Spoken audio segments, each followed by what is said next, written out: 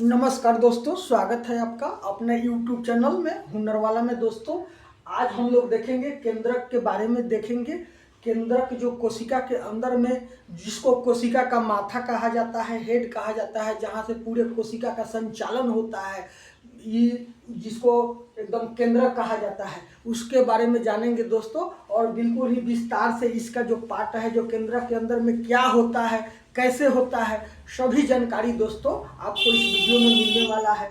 दोस्तों, बहुत सा वीडियो ऐसा आपको यूट्यूब पर मिलेगा जिसमें बता देता है लोग केंद्रक, लेकिन एक अखरोट के तरह आपको पकड़ा दिया जाता है। आप लेकर उसको चबाते रहते हैं, खोजने चलते हैं कहाँ तोड़े फोड़े।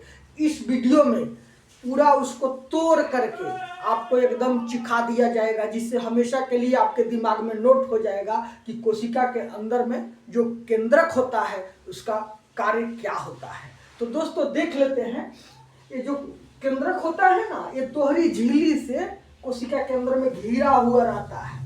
इसको हमने थोड़ा सा फाड़ दिया है जिससे इसके अंदर के कुछ पार्ट आपको हम दिखा सके। इस केंद्रक को हमने थोड़ा सा फाड़ा है ऐसे करके, जिससे अंदर का कुछ पार्ट हम आपको दिखा सकते हैं।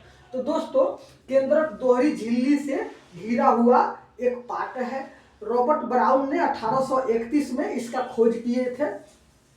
इसका काम है पूरा कोशिका पर नियंत्रण यहीं से होता है। कोशिका के अंदर में जो पार्ट इसके पहले वाले वीडियो में हमने बताया है, वो सारे पार्ट जो काम करते हैं वो यहीं से उन पर कंट्रोल किया जाता है। कैसे क्या किया जाता है, कोशिका जब विभाजन होता है, जब एक कोशिका से दो कोशिका बनता है, उसमें भी मुख्य भूमिका इस केंद्रक का रहता है। तो देख लेते हैं, इसके अंदर में केंद्रक छिद्र होता है। इसके ऊपर में बहुत सा छोटे छोटे छिद्र होता है, जिससे क्या होता है, कोशिका द्रव्य और केंद्र के बीच में पदार्थों का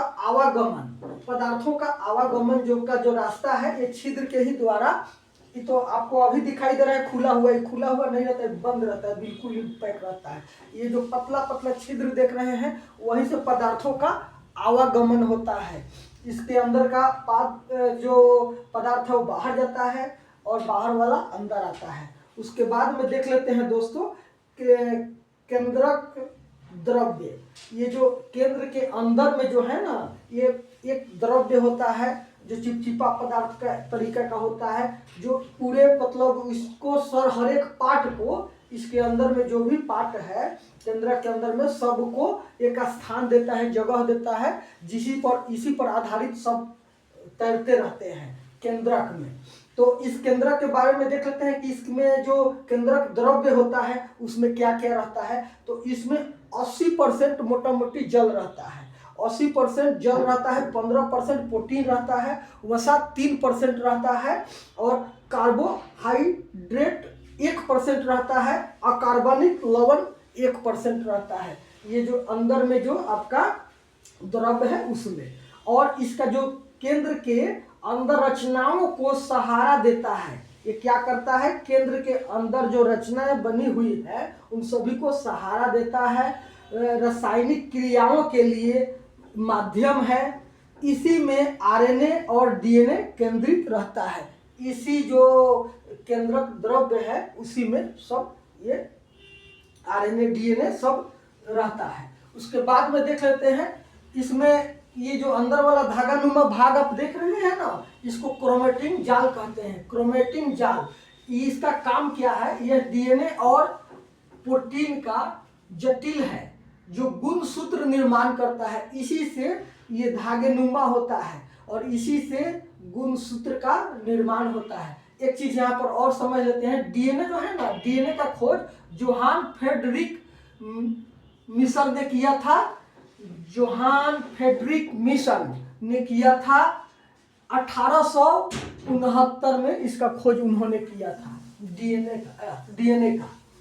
और उसके बाद में गुणसूत्र डीएनए के लंबे धागे होते हैं जो आनुवांशिक जानकारी ले जाते हैं, जो जिन डीएनए के विभिन्न अनुभाग होते हैं जो आनुवांशिक जानकारी को कोडित करते हैं, जीन।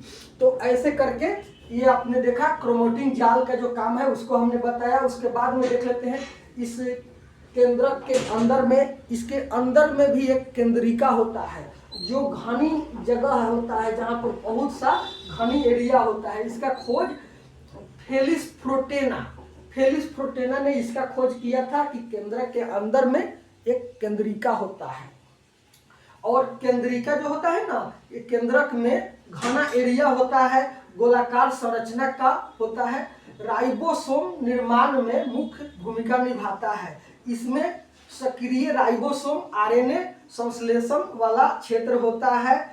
इसे राइबोसोम का फैक्ट्री भी कहते हैं। राइबोसोम जो होता है निर्माण यहाँ से यहीं से होता है और आपको वो बाहर में सप्लाई होता है, यहीं से होता है। तो दोस्तों ये कोशिका का जो केंद्र है उसके बारे में हमने आपको जानकारी दिया। कोशिका के अंदर में जितना भी पार्ट है सभी पार्ट का बिल्कुल ही विस्तार से हम अध्ययन करेंगे इस चैनल में। इस चैनल में अगर ये चैनल आपको अच्छा लगा है, वीडियो अच्छा लगा है तो इसको लाइक कर दीजिएगा, चैनल को सब्सक्राइब कर लीजिएगा। मिलते हैं अगला वीडियो में, कोई दूसरा पार्ट लेकर के आते हैं कि जो कोशिका का ही पार्ट होगा। मिलते हैं अगला वीडियो में, तब तक के लिए नमस्कार।